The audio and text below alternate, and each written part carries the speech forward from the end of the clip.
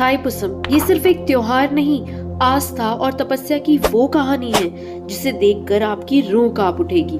जब भक्त अपने शरीर को भेद कर भगवान मुरुगन का आशीर्वाद लेते हैं। आखिर क्यों दुनिया भर के तमिल समुदाय के लोग इस अनोखे और दर्द भरे व्रत को मनाते हैं? जानिए थाईपुसम की शक्ति और भक्ति का रहस्य। थाईपुसम तमिल समुदाय का एक प्रमुख हिंदू त्योहार है जो भगवान मुरुगन यानी कार्तिकेय, जो कि भगवान शिव और देवी पार्वती के पुत्र को समर्पित किया जाता है।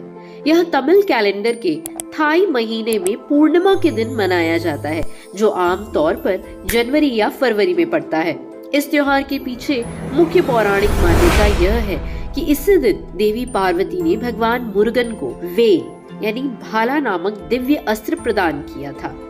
भगवान मुरुगन ने इस वेल का उपयोग करके ताड़कासुर नामक क्रूर राक्षस और उसकी सेना का वध किया था, जिससे बुराई पर अच्छाई की जीत हुई और देवताओं को उसके अत्याचारों से मुक्ति मिली।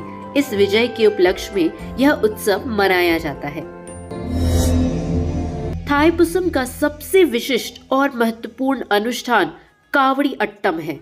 यह अनुष्ठान अत्यंत कठोर तपस्या और भक्ति का प्रतीक है, जिसे भक्त भगवान मुरुगन के प्रति अपनी कृतज्ञता और आस्था व्यक्त करने के लिए करते हैं।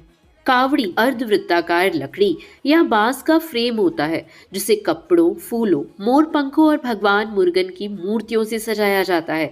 इसे कंधे पर संतुलित करके ले जाया जाता है। कावड़ी उठाने से पहले भक्त कठोर उपवास रखते हैं और भगवान मुरुगन की पूजा करते हैं, ब्रह्मचर्य का पालन करते हैं और मांस मदिरा का त्याग करते हैं। यह तपस्या और भक्ति का प्रतीक है।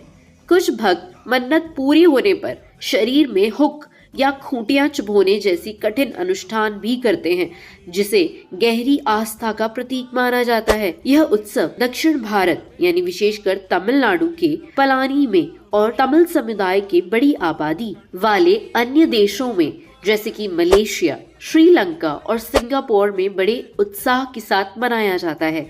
यह तैयारी आमतौर पर त्योहार से 48 दिन पहले शुरू होती है। मानसिक शुद्धि। इस दौरान भक्त ध्यान करते हैं और खुद को शारीरिक मानसिक रूप से शुद्ध रखते हैं। कावड़ी उठाना यानी कि अनॉइंटिंग। भक्त पवित्र नदियों में स्नान करते हैं और पूजा के बाद वे कावड़ी को उठाकर मंदिर तक लंबी पैदल यात्रा शुरू करते हैं। इस यात्रा में वे भजन गाते हैं और भक्ति में लीन रहते हैं। सबसे कठोर अनुष्ठान है वेल गोदना। यह कावड़ी अट्टम का सबसे चुनौतीपूर्ण हिस्सा है, जो गहरी आस्था को दर्शाता है। शरीर छेदना यानी कि पियर्सिंग। कुछ भक्त भक्ति की चरम सीमा प्रदर्शित करने के लिए अपने शरीर के विभिन्न हिस्सों जैसे कि जीभ, गाल, पीठ को वेल भाले के छोटी प्रतिकृति से छेदते हैं। यह माना जाता है कि गहन भक्ति के कारण उन्हें दर्द महसूस नहीं होता और रक्तस्राव भी कम होता है। हुक लगाना।